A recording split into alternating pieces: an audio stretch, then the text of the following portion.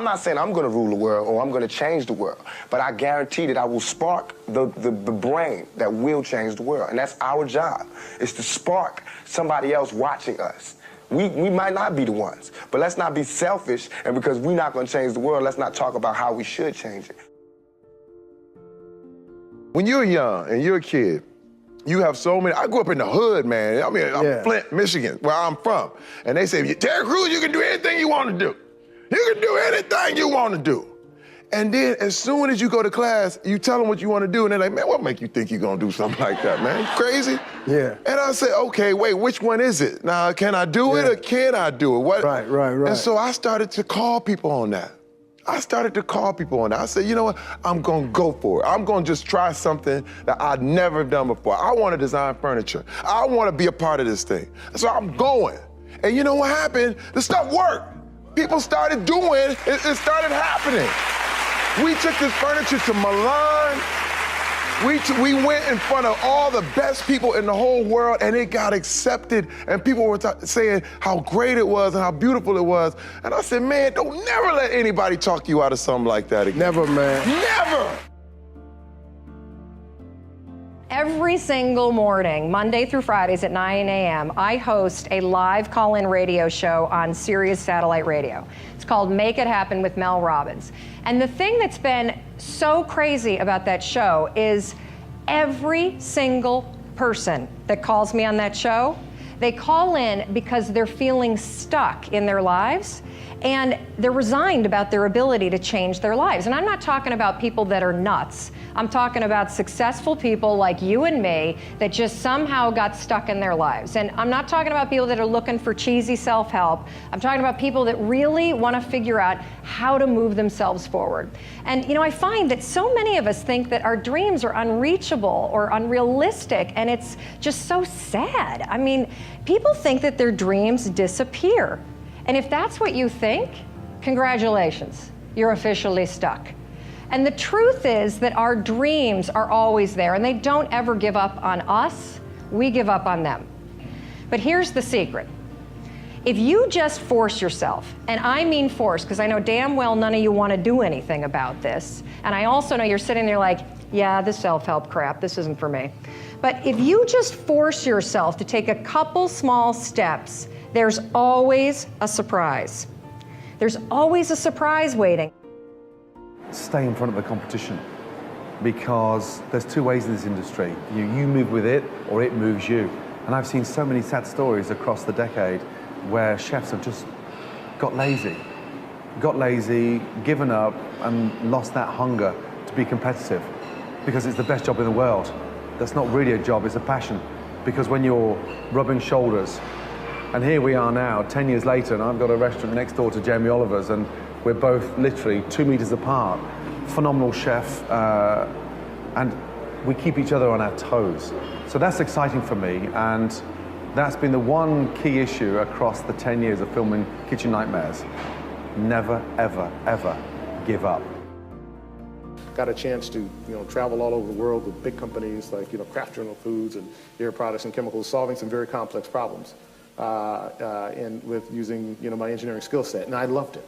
Absolutely loved it, until one day I was sitting there with the head of my division and the head of marketing, the head of sales, head of development for, it's a small division, but then, Philip Morris, because it's part of Kraft.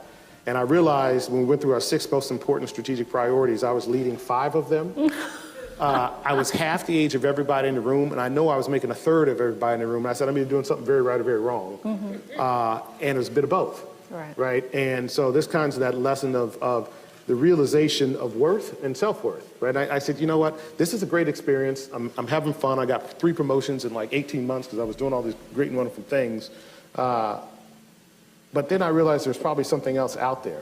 I first started as a broadcaster. I was 19, very insecure, thrown into television, pretending to be Barbara Walters, looking nothing like her, and still going to college. So I do all my classes in the morning from 8 to 1, and then the afternoon I work from 2 to 10 and did the 6 o'clock news. And would stay up and study and all that stuff, until 1, 2, or 3 o'clock in the morning, and then just start the routine all over again. And my classmates were so jealous of me that I remember taking my little $115 paycheck, and at the time I thought it was really a lot, but taking $115 and trying to appease them. I would always, anytime anybody needed money, I was always offering, oh, you need $10? Or taking them out for pizza, ordering pizza for the class and things like that. That whole disease to please, that's where it was the worst for me, I think, because I wanted to be accepted by them and could not be. Because first of all, I didn't have the time. They wanted me to pledge, and I didn't have the time to pledge. I didn't have the time to be a part of all the other college activities or a part of that whole lifestyle. And it was very difficult for me socially, really one of the worst times of my life, because I was trying to fit in school and be a part of that culture, but also trying to build a career in television. It's very difficult for me to even see myself as successful, because I still see myself as in the process of becoming successful. To me, successful is getting to the point where you are absolutely comfortable with yourself, and it does not matter how many things you have acquired.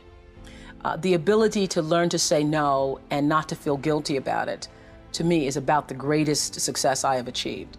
The fact that I have, in the public side, done whatever is fine.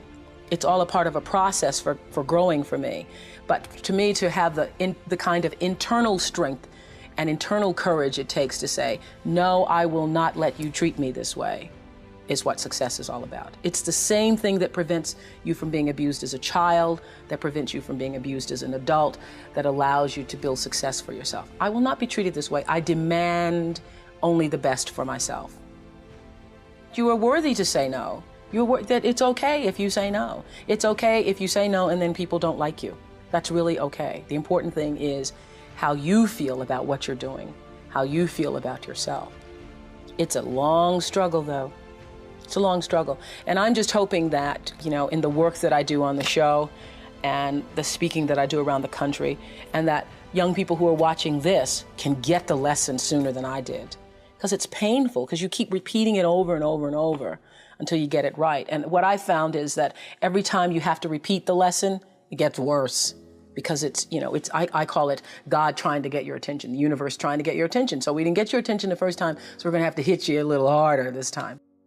Only thing you have to believe in. Lean close. Hear my words. The only thing you have to believe in right now is that humans are capable of learning. That humans, for whatever reason, nature has chosen to not endow us with a whole bunch of pre-programmed things. So for instance, a baby horse, a foal, I believe is how you say that.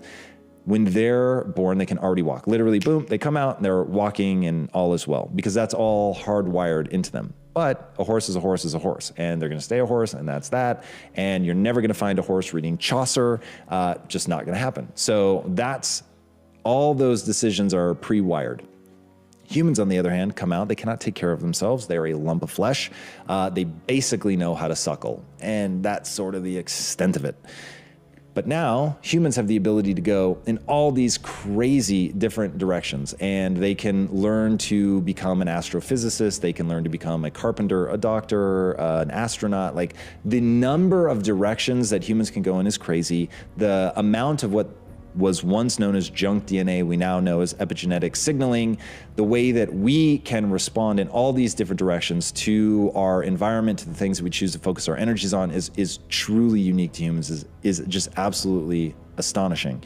So understanding that that's baked into the human animal is the ability to learn and go in any direction. So once you realize that humans are adaptation machines, that we can learn anything, now it's okay, whatever you want to do, you can do it as long as you're willing to pay that price. I'm not saying that it's not going to be hard. It is going to be very, very hard. I'm just saying that it is doable and that you will receive a return on investment in your energies. And that's what people need to know and believe to the core of their being, that my time in this direction will be rewarded. Now, here's where people f themselves up. There is this retarded debate about whether or not it is hey, am I pre-programmed? I'm good at math, and so that's it, and I should go do things that are math, or I'm good at verbal, and I should go do things that are verbal. I'm naturally gifted as an athlete, so I should go be an athlete. Look, I'm not saying people don't get early wins. People get early wins. And if you happen to love the thing you're getting early wins, and that's awesome, man. And you will find it just a little bit easier. You've got a headwind or a tailwind, I guess, a tailwind. You have a tailwind. And so that, yeah, love that. But if the thing that gives you the most energy in life is something that you have no natural inclinations for, then go learn that. When I say that I have zero natural ability as an entrepreneur, I mean zero. I had to learn everything from not being lazy to problem solving, to overcoming my paralyzing fear, to look at world like a puzzle, dealing with anxiety. Literally, it was comical as I was going down my journey in the beginning as an entrepreneur to figure this shit out. It's ridiculous. And then I meet people who are like ripping flowers out of people's front yards and selling them back to them. Like when I say that was not me, I had a paper route and I was so chicken to go up to people's doors that I actually only got half the money that I could have gotten for the same paper route, the same amount of effort. But because I was so afraid to go knock on people's doors and ask to collect the money that was due, that for like 2 years, I did a paper route for half the money. Okay, that's how spastic of an entrepreneur I was when I started. So you can learn this stuff. Now, my goals demanded that I learn entrepreneurship, so I learned it. So that's what I want people to understand. What is your goal? Work backwards from there. If it lines up with what you're naturally good at, that's amazing and congratulations. But there are gonna be times where it doesn't line up and you've just gotta either change your goal or recognize that I'm gonna have to figure these things out. And because I'm an adaptation machine as a human being, I can do all of that. I studied directing at Howard. So even though I was, thinking of theater and thinking of film, I was thinking about, being behind the camera or being, in the audience, blocking scenes as opposed to being on stage. And is there a point where it got more serious as an actor and got to give up the directing, your day job? I haven't given it up. I still haven't given it up. No, I think directing is in my future. I've recently sold a pitch to Universal, so I'm writing something. So it's not like I've given that up. It's just that, I'm kind of on a ride right now, and I shouldn't get off of it. Here's how you develop a passion. It starts as a minor area of interest. You gain areas of interest by encountering a lot of stuff. So if you haven't encountered a lot of things in your life, go out there and encounter stuff. Go sailing, go take a dance class, go study neuroscience, like whatever it is, just encounter a whole bunch of very broad, diverse things. From that, you're gonna get sparks of interest. Like, oh, I actually found that interesting. I wanna learn more. Dive deep through engagement, not through pondering, through engagement, you're going to realize whether something is gonna turn into an area of fascination. So as you go deeper into it, you're gonna either become fascinated or you're not. If you're not fascinated, move on. If you are fascinated, then that's an area where you're gonna ask yourself one very simple question. Do I want to become the best in the world at that thing? If you do, if you wanna become truly extraordinary in that thing, then go down the path of gaining mastery. Now, the reason I think that it's wise to ask that question going in is when you frame it of, I'm gonna become the best in the world at this, immediately people understand the amount of time, energy, and weight that it would take to become truly great at that thing. And I don't think that passion can happen unless you're becoming truly great at that thing. That's part of passion. I don't think people are deeply passionate about something that they really suck at. And I'll give you an example. I love video games. I absolutely love playing first-person shooters. I learn a lot from them. I get a lot out of them. I really just intrinsically enjoy the time. It has both that sense of eating a cake because it's just fun in the moment, and I pull from it life lessons, business lessons. I practice getting out of the sympathetic nervous system into the parasympathetic nervous system. It's literally gamified, so I'm getting better. I have points. I can, have my improvement turned into metrics. It's all of it I really, really enjoy. But I won't say that I'm deeply passionate about it because I'm just not that good at it. So that's one of those things, if I really wanted to develop a deep passion for video games and put it at the center of my life, that then I would set down that path of really practicing. Now, this is the most important thing that passion will do for you, which is it's gonna pull you through boredom. It's gonna pull you through the hard times.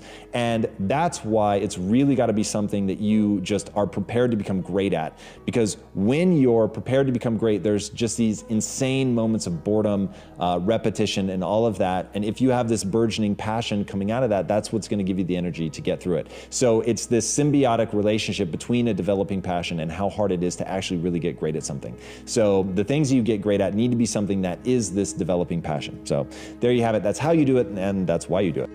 When you're in that moment failing, and you have to keep going, what do you say to yourself?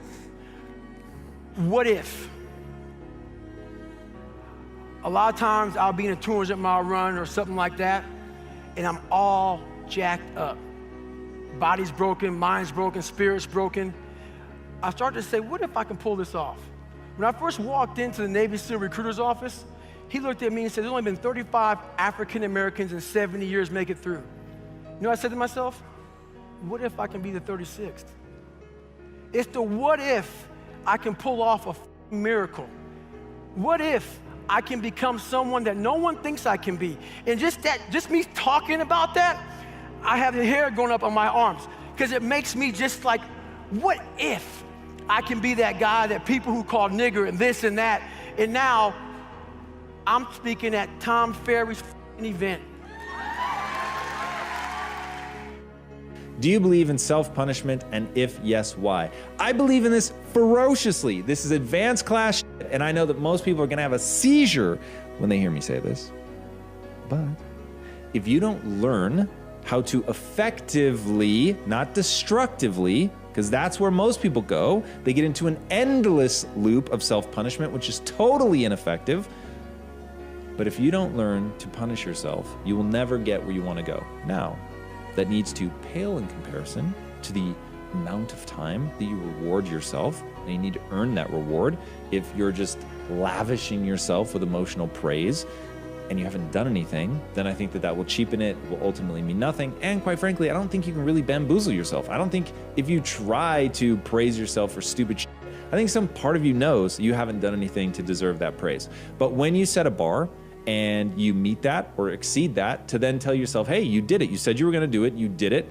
And that is worthy of praise. And getting good at praising yourself is incredibly important. And I think that most people have a very hard time doing both. Most people don't know how to effectively praise themselves. They don't know how to get themselves, first of all, to do things that are praiseworthy. And then when they do, they don't take the time to emotionally reward themselves, meaning you actually have to feel it. It can't just be intellectual. You've got to actually feel that.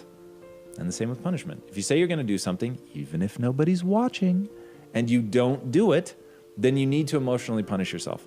None of you will ever know whether I actually get out of bed in 10 minutes or less or not. But I say I do all the time. But every time I miss it, even if I miss it by seconds, I just gave myself the chills. Even if I miss it by seconds, I will punish myself for that. Because I said I was going to do it and I didn't do it. So the fact that nobody's watching is utterly irrelevant to me. It has everything to do with myself. Now, the reason that this is important, the reason that I think that people need to do this is because that's how you shape your behavior. So, like water, over time can create the Grand Canyon, or you can take a polishing rock and shape stones. You can shape your personality. You can certainly shape your identity and shape your behaviors if you learn how to reward and punish yourself. I know a lot of people don't want to hear that. That is the truth of the human condition. I'm the kind of person that believes you should always make decisions with your heart and soul. You can use your brain for math. You can use your brain to look at the fine print in a contract. But when it comes to the actual feel of the decision, you always want to go inward and check it against your heart and soul. How do you do that? Here's the simple test. Does the decision that you're about to make expand you, expand your future, or expand the possibilities of your life? If the answer is yes, then the decision is yes, no matter how terrifying it is. If you conversely look at the choice that you have to make, and the decision will shrink you, will silence you, will inhibit you in some way, then the answer is no. No matter how easy the decision is, no matter how safe the decision is, the answer is no.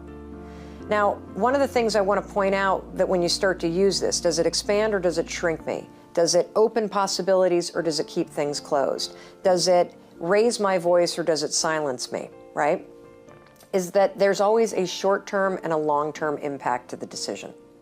The short-term impact to making an expansive decision, a decision that's based in your heart and your soul, sometimes it's terrifying because sometimes it means moving, or it means changing a job or changing a relationship or having a difficult conversation or starting something new. And those sorts of things are always uncomfortable. So brace for impact, put the force fields up, but make the decision anyway. Because the long-term impact of making a decision from your heart and soul, that is where the best life comes from. Because you're living for what's true for you, not what's safe in the moment. I do this as a part of my meditation routine. I try to experience gratitude both in like the big things and in the small things. They're not always tied to my goal.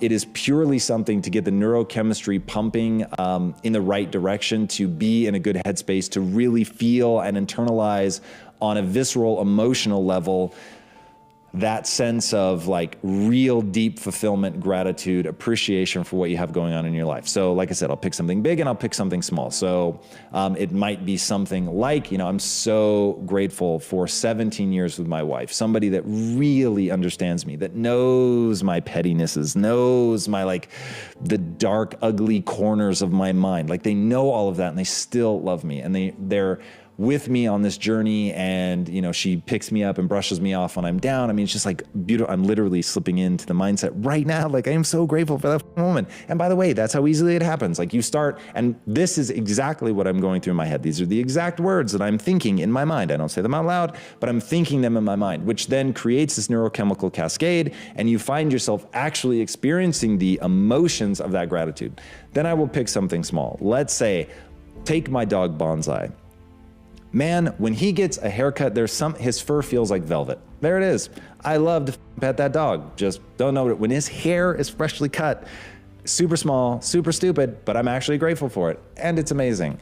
So I might think of something small like that. I might think of like, whoa, on a warm day, like that cool breeze is just amazing. Or air conditioning.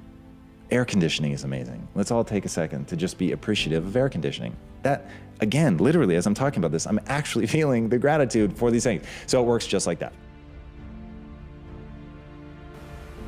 What's going to fulfill you is different than the other person next to you. You're not going to learn that from anybody else. And you got to find it, because success without fulfillment is the ultimate failure. And I get those phone calls all the time for the multi-billionaire entrepreneur or politician or business person, or a person just won their Academy Award and they're depressed and they can't tell anybody because they got all their goals, but they're not fulfilled because they really don't have that sense of meaning in their life. They went for something and they got it, they achieved. And if you doubt this, what I'm saying is relevant to you or us or anyone, just think about a year, a month ago, we lost what I consider to be a national treasure, Robin Williams. How many of you loved Robin Williams? Look around the room, keep your hands up, look. And most of you didn't know him. Almost every, and then where you go in the world, people love Robin Williams. By the way, was he great at achievement? Oh my God, that guy, he said he wanted to become a great comedian. He did that. I want to make the world laugh. He did. I want to make my own TV show. He did it. I want to have the #1 TV show. He did it. I want to make movies. He did it. I want an Academy Award for not being funny. Not his skill set, drama, and he did it. I want a beautiful family, and he did it. And then he hung himself.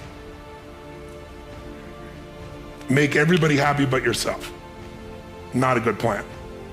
So if I had a gift to give you, it would be maybe make a different decision. And the decision is that no matter what happens in your life, you're going to live in a beautiful state.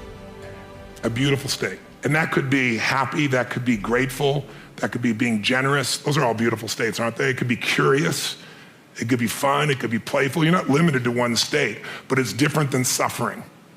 And most people's suffering, and all suffering I've ever seen, I've traveled to 100 countries, I've dealt with presidents of countries and, presidents of businesses, CEOs, I've dealt with people in prison, I've dealt with, you name it, average people. Suffering always comes because you're obsessed about something related to you. You can only be depressed if you're focusing on yourself. You say, no, I'm depressed because it's my kids and they're not doing well. No, you're depressed because you feel you failed your kids. It's about you. It's about how you think what you should have done or shouldn't have done, or what someone did to you or didn't do to you in the past or the future, which don't even exist. So I have a simple goal. My goal is help people make a decision that says, I don't know what's going to happen. You might get a divorce, even though you don't think so. You might find a member of your family with cancer. You might have your house get burned down or have a tornado go by, and if you live in the same place, it happens every 2 years and you move back, we should talk, but some people seem to do that for some reason. You can't control those things. I can't control those things. I don't want those to happen to you or anybody I love or anybody who's even a stranger to me, but they're going to happen. True? Not positive thinking bullshit, just the truth. So if that's gonna happen, I say make a decision now that says, I'm gonna live in a beautiful state and I'm gonna find beauty in whatever life brings me. Because life is too short not to. If you worry about whether other people think about you, you will always be their prisoner. So unless you're prepared to be other people's prisoners, at some point, if they're hurling dirt on you, if they're constantly trying to rebury you under the earth that you're trying to claw your way out from, then you're never gonna get out. You've got to just stop worrying about what they think. So they can't actually affect you. They can only try to influence your mindset. So, and even now, if people hate you, slings and arrows, you could get a job digitally. You could go be a freelancer on Upwork or whatever. People don't even have to know who you are. So truly in today's world, they are not gonna be able to stop you from getting a job, but they can really mess with your head, but only if you let them. So I will say to that, do not let them. You've got to understand who you're trying to become, believe in your ability to get there, to become that person, to understand that to continue to beat yourself up for something in the past is not going to serve you. And so for that very reason, let it go. Impossible is not a fact, it's an opinion. When someone tells me it's impossible, I always just look at them. Anybody around me knows that they can't do that. So that's part of it. But if they didn't know me, it's your opinion. And they'll say, no, science shows. And I say, yeah, and how many times has science showed something's impossible? Now science shows it's possible. Things are impossible till somebody does it. And so I find that, most of your business people, you look at businesses and what does it take to make a business grow? It's not impossible to make a business grow. A business has been shrinking for a long time, or it's been stuck. The real problem is always, the chokehold is always the psychology and the skills of the leader, always. And 80% of that is psychology and 20% is the mechanics. Like if you don't know how to read your financials and you're trying to fly the plane of your company, I mean, come on, if all you do is go down and you look at profit and loss and you see what it is and you have a beer, either way, you either celebrate or you get depressed, something, you're gonna be in trouble, right? But if you have the skill sets, that's one thing. But you can get any skill set if you have the psychology. And anytime a business is not growing, it is not because it's impossible. It's because they aren't innovating, and they're not innovating because they're believing it's impossible. I mean, if we all know what does it take to transform, I always tell people it takes 3 things to create a breakthrough in anything, in your personal life, in your business, anywhere. You need a strategy. But that's not the first place you should look, and it's the first place all of us look. Me too. It's our inherent thing. You want to lose weight? Well, how do I do it? I want to grow my business? How do I do it? It's instinctive. We've been trained to think that way. But the problem is the how-to is usually not that complex. I mean, come on. 70% of Americans, 75% of America now is overweight? Is that because it's so complex how to be fit and strong, right? Only the 1% know the answers. They hide it from you. You have to work your ass off to not hear what it takes, right?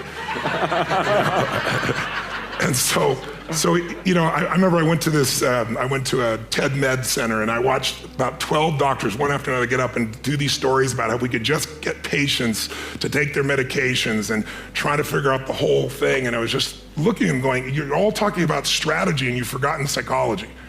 Because strategy is wonderful. I'm a strategist. I spent my whole life figuring out strategies. As we both know, a strategy could save you a decade, right? In business, strategy could save you, it could make the difference between success and failure. But most people have strategies available, or they could get them, or you could create them. But the problem is you got a story. And your story is why it isn't working. And the story is, I've tried what? What? Everything. If you tried everything, you'd be fit, right? If you tried everything, you'd be profitable. If you tried everything, you'd be there. But people say it, I'm big boned. That's what I used to say. I'm still big boned, but I'm 38 pounds lighter than I was 25 years ago, and I've never gained it back, right? When I was big boned, that was my story. All the good ones are gone. That's why I'm not in a relationship. Or they're gay and I'm not, or I'm gay and they are, or whatever the story is. There's always a story. And what I tell people is, if you can just divorce the story of your limitation and marry the truth of your unlimited capacity, then the whole game changes. When your home life is less than desirable, it's not where you want to be living, but you're trying to break out, how do you not let the chaos around you affect your vision and drive? So this is a framing question. So what you want to do, and this Tony Robbins asked this question, I think it's absolutely brilliant. How is the worst thing that ever happened to me the best thing that ever happened to me? So in your circumstance, how is being in a chaotic home life the best thing ever? Now I'll give you one example off the top of my head, and this is exactly why I play first-person shooters. Can you learn to stay calm in the chaos? Because my friend, I have the chills. If you can do that, it will serve you so well in every single area of your life, in a relationship, in business, if you want to be an athlete, if you want to play games, like whatever it is that you do, one of the things that you're going to have to become great at is letting all of the noise drift away into nothing and getting into laser focus on that thing that you're working on. Now, when I give advice like that to people, they think, well, how do I practice? The amazing news is the best thing that has ever happened to you is that you have a built-in way to do that. Your home life is mass chaos. So now you get a chance to practice. I have the chills. You get a chance to practice every day, tuning out the chaos and getting laser focused on something. That's framing. Now there are other ways, but that one is so powerful that I will end it there. Focus on that. It is practice every day. Thank God you're living in this chaotic environment. Everyone in this room knows how to create. You're not a manager of your life, you're a creator of your life, or you wouldn't be in this room. How do you create your life? You get hungry for something, don't you?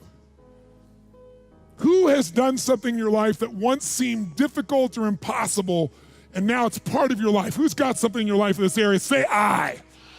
How did you do it? You created it 3 ways. Number 1, you decided there's something you wanted so bad that you unleashed all your desire. You became obsessed with it. If it was a business or a car or a relationship or a transformation in your body, if there's something you once envisioned and now it's real, it's because you didn't just envision it, you brought so much emotion to it that now it's in your life. It was once a dream, it was once a goal, and now it's in your life. How many have something like that in your life now? Say I. You may take it for granted now, hopefully not, but it was once just a vision. It may have seemed impossible at one time. So how did you do it? You started with a concrete vision of what you wanted, and you focused on it continuously, didn't you? Wherever focus goes, energy flows. You envisioned something, you got clear about it, and then you started thinking about all the reasons why you wanted it. You got excited about it. Said, this is what's next for me now. I want this. You may have dreamed about it, thought about it, talked about it. But when you focus on something continuously, something magical happens. You get insights, don't you? You overhear a conversation and you hear something you wouldn't have heard if you didn't have that outcome or goal that you wanted so badly. Who's ever come up with something, obsessed about it, didn't even know how to do it, and it just happened and it came together? Who's had that experience? Say I. So why don't we tap into that power now for your business and life? Every single morning, Monday through Fridays at 9 a.m., I host a live call-in radio show on Sirius Satellite Radio. It's called Make It Happen with Mel Robbins. And the thing that's been so crazy about that show is every single person that calls me on that show, They call in because they're feeling stuck in their lives and they're resigned about their ability to change their lives. And I'm not talking about people that are nuts. I'm talking about successful people like you and me that just somehow got stuck in their lives. And I'm not talking about people that are looking for cheesy self-help. I'm talking about people that really want to figure out how to move themselves forward. And you know, I find that so many of us think that our dreams are unreachable or unrealistic, and it's just so sad. I mean, people think that their dreams disappear. And if that's what you think, congratulations, you're officially stuck. And the truth is that our dreams are always there, and they don't ever give up on us. We give up on them. But here's the secret. If you just force yourself, and I mean force, because I know damn well none of you want to do anything about this, and I also know you're sitting there like, yeah, this self-help crap, this isn't for me. But if you just force yourself to take a couple small steps, there's always a surprise. There's always a surprise waiting. It was a day that I became wealthy. I'll tell you the day, I know that day I was rich. I was broke, I was pissed, I was angry at everybody else but who? Myself. But really underneath it, I was mad at myself. I just couldn't beat myself up anymore, so I was pissed. And I had a friend that I loaned money to when I had barely enough, and I knew he needed it. And I gave him $1,200, and I'm here not able to eat. I'm down to like $25, $26. And I'm saying to him, calling him, and he's not returning my call. And I just need some money, and he's ignoring me. I didn't ignore him then, so I'm pissed. I'm frustrated. In the midst of all this, I'm also pragmatic. I got 25 and change, call it $26. What the hell am I gonna do? I don't have any plans for economics. I got overhead that's crazy. I'm living in this little tiny apartment, 400 square feet in Venice, California. So I thought, okay, when I was totally broke early on, when I was 17, I used to save my money up and go to the smorgasbord and load up for Christmas, load up for the week. So I said, I was in Venice, I'm gonna go over to Marina del Rey, where all the yachts are, and there's a place there called El Chorrito, and I'm gonna go, they have an all-you-can-eat smorgasbord, I'm gonna load up for the winter. I'm gonna get there. So I didn't drive there, because I wasn't gonna spend the gas to get there, plus I needed to walk, so I walked there. And I go in, I'm not dressed really great, but it's Marina del Rey, it's okay, and I got a place right by the window, and I can see these yachts going by, and I'm dreaming of what life could be like, and I'm starting to let go of my anger, and I'm starting to focus on what I want instead of what I don't want. How many followers say I? And that shifted me just a bit, and now I'm eating, which shifted me a lot. And I got this giant plate stacked up, and I don't know what the amount was. It was like, whatever it was, $6.95, $7.95, right? So I'm gonna do this. I could probably do this 3 or 4 times, right? Somewhere in that range. As I'm finishing my meal, this little boy comes in, dressed in a little suit. And I honestly don't know how old he'd be, probably in the 3rd grade, so maybe 8 years old, 9 years old, something like that. And he was so adorable, and he opened the door for his mother, and his mother was an attractive lady, and he came over and he pulled out the seat for her, and she sat down. And she was a pretty lady, but as pretty as she was, I was totally obsessed by this boy. He had presence at 7 or 8 years old. And it moved me. I don't know why, it moved me. And I thought, this kid is like pure. I want him to always be this way. He's such a good kid, he's a giver. So I got up and I paid for the meal, and whatever it was, $6, $7. So now I've got whatever left, $17, $18, $19. And I walk up to this little boy, and I said, excuse me. And I said, I just want to acknowledge you for being such an extraordinary gentleman. I said, I saw the way you treated your lady, how you opened the door, how you pulled the chair out. I said, that's class. I said, my name's Tony, what's yours? I don't honestly remember his name, Charlie or something. And he looked up at me and I said, Charlie? I said, that's amazing, taking your date out for a lunch like this. He goes, well, actually, she's my mom. And I said, that's even more cool. And he said, oh, but I'm not taking her lunch because I think he said he was 8. I said, oh, yes, you are. I had no plan for this. I just reached in my pocket, I took all the money I had left, $17, $18, $19, and I put it on the table. I said, you're taking her to lunch. He looked up at me and he goes, I can't take that. I said, sure you can. He said, why? Because I'm bigger than you are. And he smiled real big, and I didn't even look at his mom. I just turned and walked away. And I didn't walk out of that door. I flew home. I should have been freaking out. How the am I gonna eat? But I didn't. I flew because something inside of me had finally got past scarcity. Had finally realized there's something inside of us more than our limits, especially around this thing called money that I had let terrorize me. And I got home, and the mailman came that day, and I had no idea I was gonna have my next meal. And a letter comes, and it's from the guy I loaned the money to. Handwritten notes saying, I've been avoiding you, it's wrong, I'm so sorry, you were there when I needed you. Here's what I owe you plus a little bit more. And the $1,200 was there, plus another $100 for the time that I had to take care of it. And for me, $1,300, that was enough to like run my show for a month or two. And I cried. And then I decided, what does this mean? And I thought, this means that whenever you give, it's always gonna come back, so you don't have to ever think about that again. Just give. And the rewards will be greater than you can ever imagine. I don't know if that's coincidence, but I decided to believe that day was a blessing when I became rich. And I can tell you honestly, I've had tough days in my life, economically, emotionally, like all of us. But I've never gone back to that scarcity, I never will. The secret to living is giving. Do it when you don't have it, and I promise you, scarcity will leave your life.